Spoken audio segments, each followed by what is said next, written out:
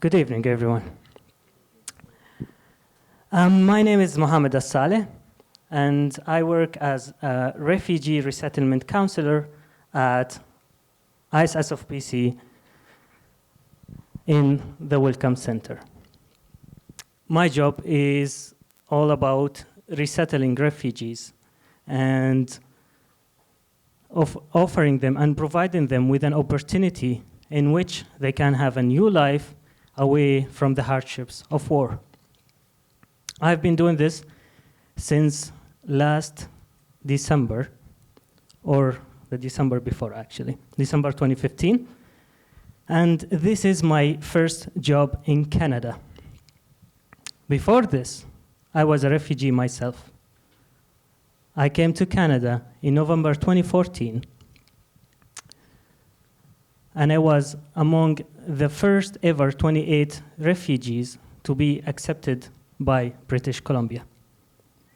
I came here all alone without knowing anyone. I hardly spoke English, and I was struggling so much to have a life. You can imagine how happy I was with my first job. I found it amazing to be able to start over and find an opportunity to provide people with the same reception and start over that I've got. I fled Syria in early 2014. January of 2014 was the last time I saw my family and my country. I had to leave Syria because, as any other Syrian, I was inspired by the Arab Spring, the wave of freedom movements that spread along the Arab world, starting from Tunisia to Egypt, and then the domino effect reached to Syria, and we wanted to achieve our freedom and our liberty from our dictator. However, we received a brutal response that have created the worst crisis since World War II. Back then, I was going to the Faculty of Medicine. I was studying very hard in order to become an oncologist, and my dream was to treat cancer. But as any other Syrian, my plans were interrupted, and life had other plans for me. Being stuck in that position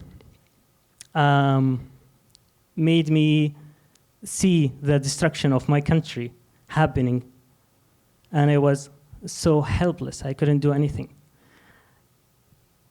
On a personal level, and because of my involvement in the peaceful protest movement and my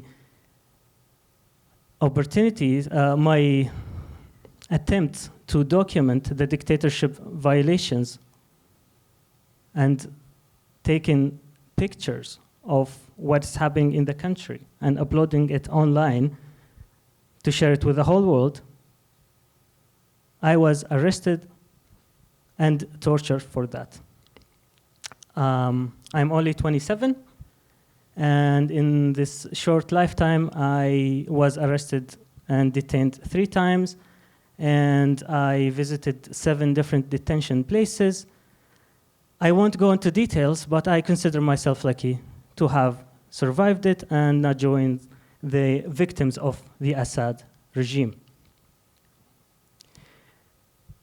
After surviving torture for the 3rd time, I decided to leave the country and go to Lebanon. And I went to that country, and believe me, living in an unwelcoming environment is very hard. Syrians in Lebanon are not allowed to work, and are not allowed to go to school, are not allowed to have the basics of life. And living in there made me lose all hope in life. Until all of that changed with a single phone call from the Canadian Embassy, offering me a new opportunity in Canada. Few months after that call, I arrived here in British Columbia, and I started working very hard to start over.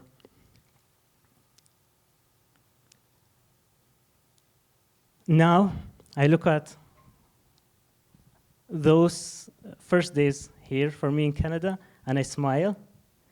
I think about myself and how desperate I was and how happy I am with my life now. And I'm more happy that I'm in a position that I'm helping other people have the same thing. Currently, I'm working in a civic engagement project that is being implemented in 4 Canadian cities. This project aims at providing youth with a combination of knowledge and skills that can help them create social impact in their communities and better shape our country, our society.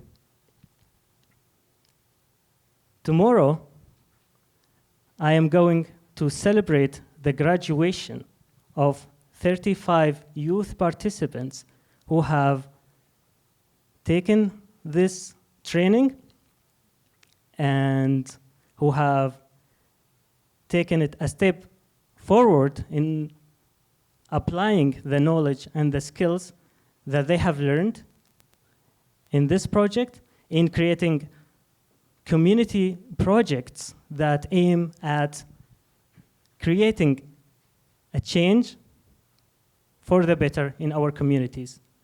Tomorrow is going to be the day where I know that I have at least made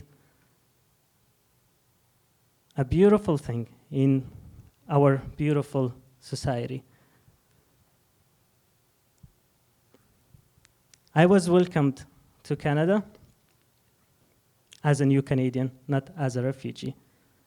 And right now, I am a very proud British Columbian that is helping other British Columbians in order to enhance the quality of life in British Columbia. All of these amazing things that I shared with you are happening in this beautiful place that is, for me, is one shining candle of our city. In closing, I would like to thank my friends who came in this horrible weather. And I would like to thank my Canadian family, Dina, Zahira, Natalie, and Eddie, for coming here and supporting me. Thank you so much.